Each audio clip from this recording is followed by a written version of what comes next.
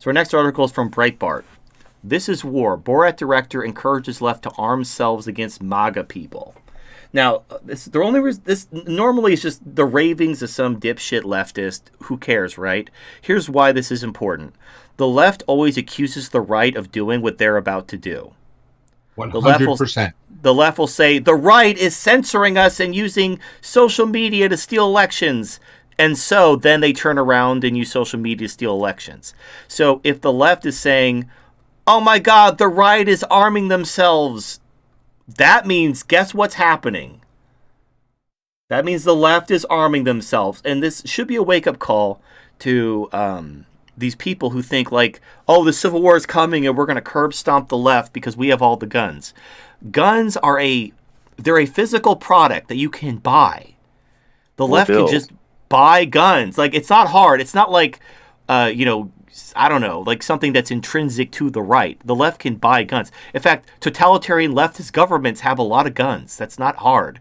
And like, all it takes is a phone call to China and they can get all the Chinese AK-47s. It doesn't even matter. Even if all the American manufacturers are all run by conservatives, like Ruger and all these companies. Because I know Steven Crowder, I think it's what company? It doesn't matter. So Steven Crowder is sponsored by a gun company, and that's great. Nothing but love. But even if all the gun companies in America are run by conservatives who are very obviously pro-Second Amendment and very anti-leftist, other countries produce guns that will just send guns to the left.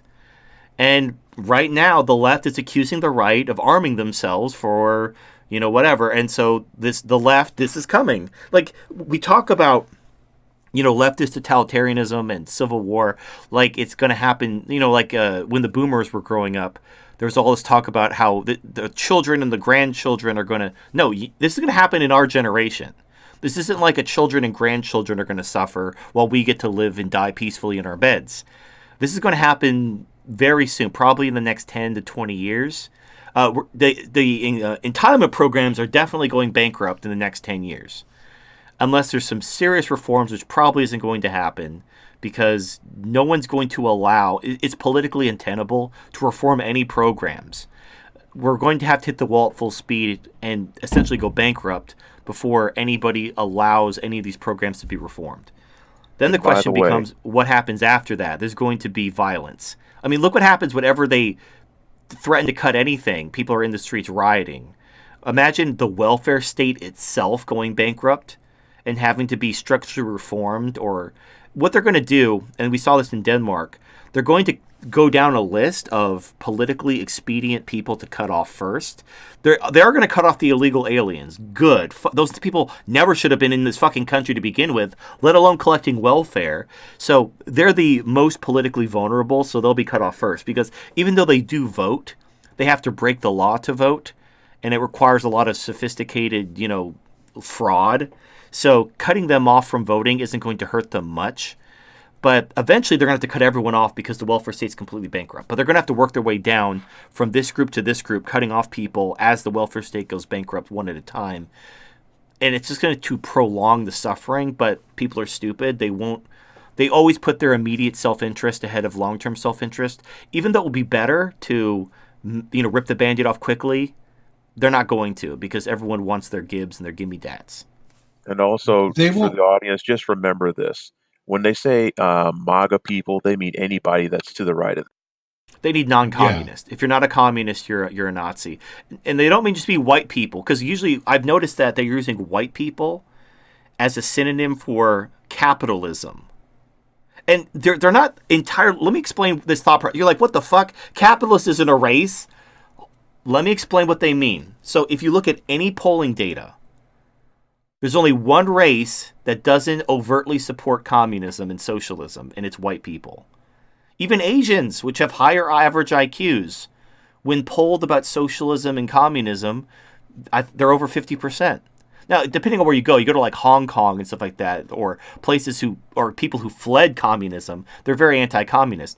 But Asians are actually lower income than whites. It typically breaks out to income. If you're lower on the socioeconomic ladder, you support welfare because you're getting more out of the government than you're paying into the government. If you are paying less in taxes than you're receiving in benefits, it is rational for you to support socialism. If you're paying more in taxes than you're receiving in benefits, it is rational for you to oppose socialism. Well, generally, the people paying all the taxes are like the top 20%, which is overwhelmingly white people. And so white people are the only race that don't support communism. Every other race generally supports socialism and communism. There's also no specialty Gibbs cut out for white people. Right. Well, they don't get anything. Again, well, here's the thing. If the reason why there can't be is for the same reason there can't be programs for men. Like, I was talking to someone about, well, we're not trying to destroy feminism. We're trying to include men in the conversation. And I'm like, let me explain why you can't. So when you make it a man versus woman issue, then it becomes a gender issue. When you make it we're just trying to help men. Well, the obvious question is, well, if you're trying to make programs for men pay all the taxes, why can't they just pay for it themselves? Like, oh, I need a shelter for battered men. Why can't he just get a hotel? You know, like, you don't need a battered men's shelter when you can go get a hotel. You have the money. So what they mean is we need services for poor men at the expense of middle class and rich men who are the taxpayers. Well, now we've moved from a gender issue, i.e. feminism, to a class issue. So even if somebody is pro-men's rights, they're not necessarily pro-Marxism. And that's why men's rights will never go anywhere. Because once you try to build programs and stuff for men, it becomes a class issue because men are paying for everything. So you're not helping men, you're helping poor men at the expense of rich men. So the net effect on men as a group, as a gender, is nil. Because you're helping these men over here, but you're hurting these men over here. That's why the Republican argument doesn't really work on black people or on Hispanic people, because we say, oh, you guys want all this welfare, but we don't want to pay for it. But the majority of them aren't paying for it. So it doesn't make any sense to them. That argument doesn't matter. But I brought that up to talk about how the reason why there can't be any special Gibbs for white people is because white people pay all the taxes. So it becomes a class issue. You can't have your tax base carve out special Gibbs for themselves because they'll realize, wait a minute, I'm just giving myself my own money. How about we just don't have the program at all, cut out the overhead, and I keep my money? And all the other white people are like, yeah, that makes sense. And so that's why there's no Gibbs for white people. And the poor white people are like, but I want the Gibbs. And then the middle class and rich white people are like, fuck you, commie. I'm like, but I'm not a commie. Oh, And then they're like, well, or they're like, go flip burgers. Or they go flip burgers. Well, white women actually get plenty of Gibbs. Oh, right. Well, that's women don't count. It's a gender issue. Again, when you make it man versus woman, it's a gender issue.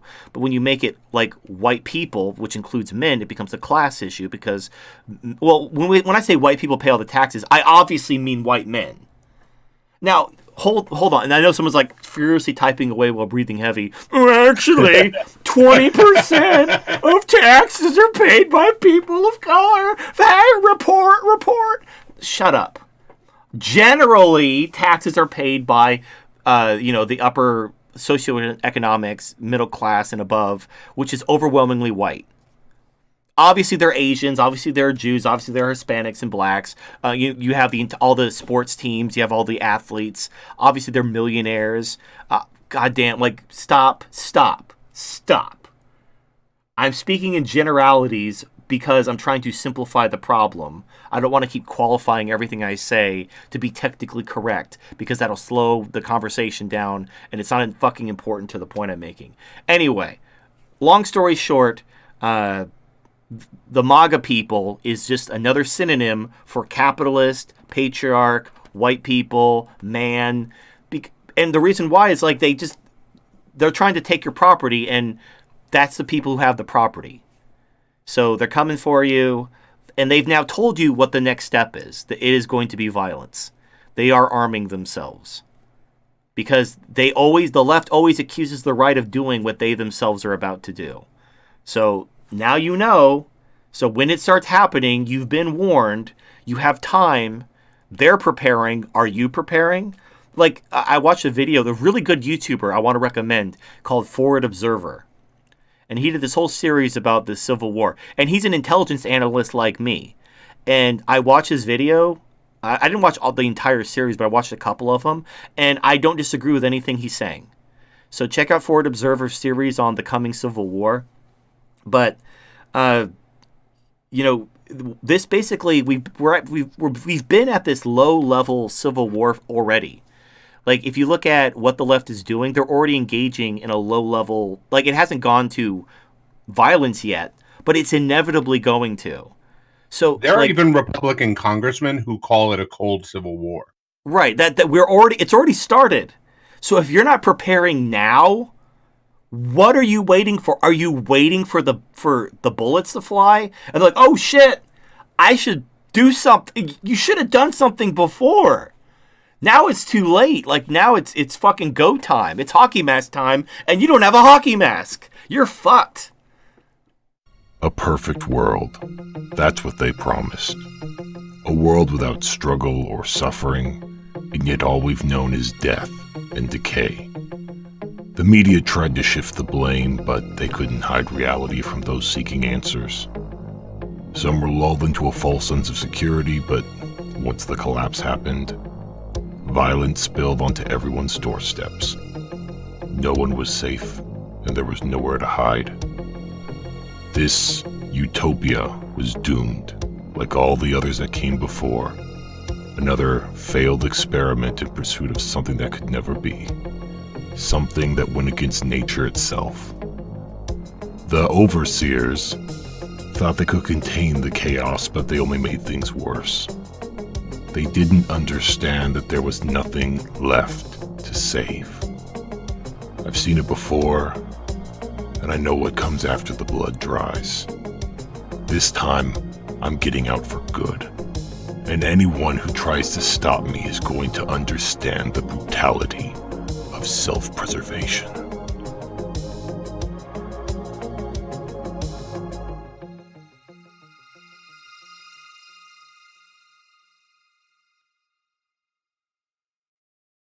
What's up to all my weebs and MGTOW brethren out there? I've done it. I've finally done it.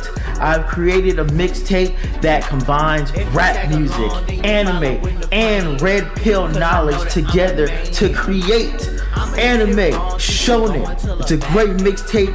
Go check it out. Yes, each song is named after some of your favorite anime characters such as Shikamaru, Yusuke, Gohan, and many more.